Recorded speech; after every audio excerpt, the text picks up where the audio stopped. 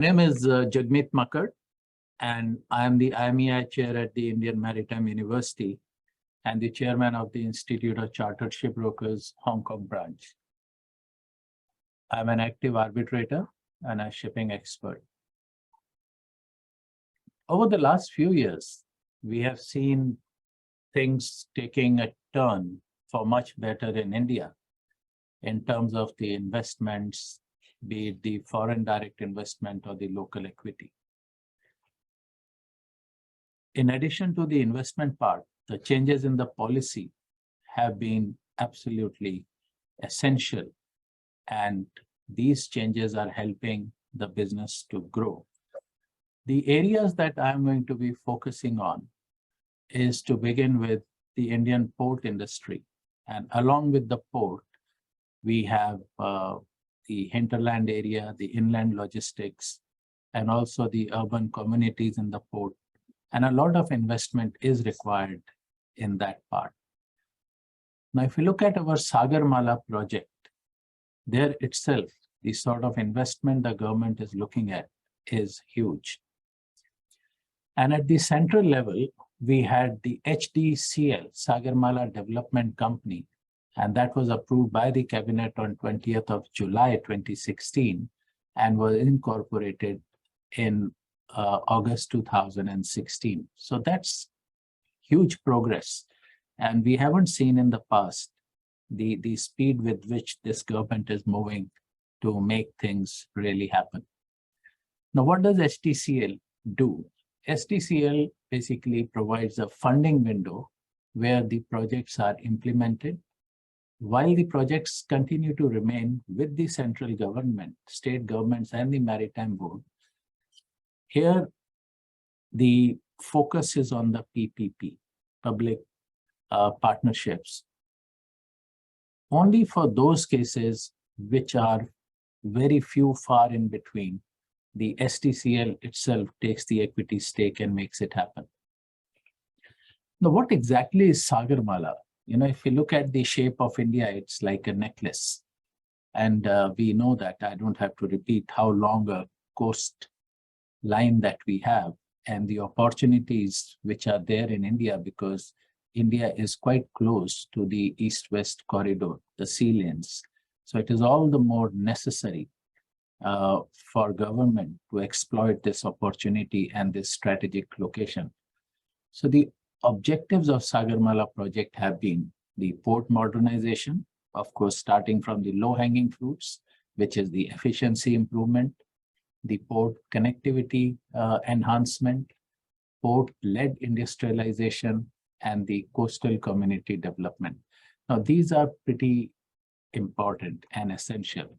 Now, if you look at some of these numbers, you're looking at close to $81 billion investment, which is about 6.5 million rupees.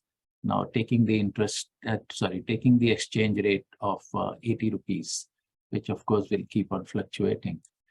And the ministry has targeted the completion of 802 projects, which is worth 5.5 trillion rupees by 2035. That comes to about 69 billion rupees. These targets look good. Will they remain as targets? No. We are already seeing a lot of progress being made in terms of completions, as well as what we see here is the changes in the policy. Now, let me just share a couple of things on the policy changes which have taken place. In terms of FDI, you got almost 100% FDI is permitted now. And with 10-year, of course, there is a process to follow it. There are guidelines to follow that. But up to 100% FDI is permitted for the ports and the objectives of the Sagarmala project if it complies with that. Then we got 10 years tax holiday that would be provided for businesses which are engaged in the development, maintaining, and operating of the ports. In addition to this, the biggest concern about India has been, if there is a dispute, how do you resolve the dispute? The litigation system is it going to be dragged in the courts forever? What happens if there are some distressed assets? If there are some breaches of the contracts, how are they going to be resolved? What is essential to note here is the government has taken extra care and provided for a dispute resolution mechanism. For example, if we look at the Major Ports Act 2021, the dispute resolution clause there is very clear. It talks about adjudication. It talks about how many number of arbitrators, rather makes the situation a bit easier for the parties. And that ease of doing business is so very essential. And that trust that the parties build in the legal system, that will help the investors to invest more and more in India. Now, this is about the ports. In addition to what I have said, there are a few more things, but that would be getting too much into detail. For example, the new clause for private cargo terminals. Basically, that means is if a 30-year concession is coming to an end, the parties who has the concession can apply for a renewal. Of course, you have to face the market. It has to be in line with the market, and you have to match the price on a like-to-like basis of somebody else coming in with a cheaper rate. But then persons or the parties who are involved in business, they definitely know much more than the other parties. So this would be a very good clause in the system. Moving away from ports and coming to the shipping itself, the biggest problem India has had is the shortage of national tonnage, and which is a pity. I mean, if you see the global tonnage, India ranks some 17th or something, and which is minuscule compared to the sort of volumes that we deal with, the import and export, the export volumes. There are some chronicle issues. There are some issues with regards to having Indian tonnage. We don't have level playing field. So if we want the investment, foreign investment to come, it will have to be coupled with either new building of the ships in India with subsidies and support provided by the government. Other than that, I do not see much hope for foreign investment coming directly as per the present laws into acquiring Indian tonnage. Yes, of course, if you're going to have bareboat charter systems or a second register, which has been discussed, but it doesn't seem to be that it's going to come to any fructification. So that is one area which needs to be looked at. Solutions are there.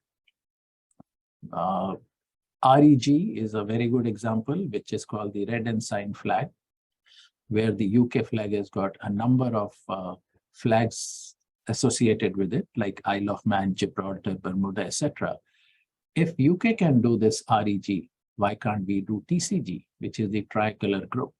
Tricolor group means we can have independent registers in, let's say, Pondicherry, Goa, Bombay, Chennai, Calcutta, and they can compete with each other. The only difference is these flags, which we are forming, called the second register flags, they will have to follow international, most competitive practices, good practices like Liberia, Singapore, Hong Kong, Panama, etc., or Marshall Islands. If they are going to follow the same that is presently existing as per the DG shipping, then it's going to be the same situation again, and we will not progress in that direction. So in my opinion, the investment into the tonnage acquisition and providing a level playing field, ease of doing business in acquisition of tonnage, reducing the premiums of the insurance and the financing interest rate, that is important. Now from financing, I would remember one more part. Even in the case of ports, if the investment is required, the maritime port boards can decide to take foreign finance up to 50% of its total reserves. They don't have to go back running to the ministry for approvals. So a lot of positive changes in terms of policy are taking place, and which is actually helping India to grow. and develop an ecosystem, maritime ecosystem, which will not only lead to a better performance of the ports, ease of doing business in terms of cargo import and export, but also provide a lot of employment. Thank you very much.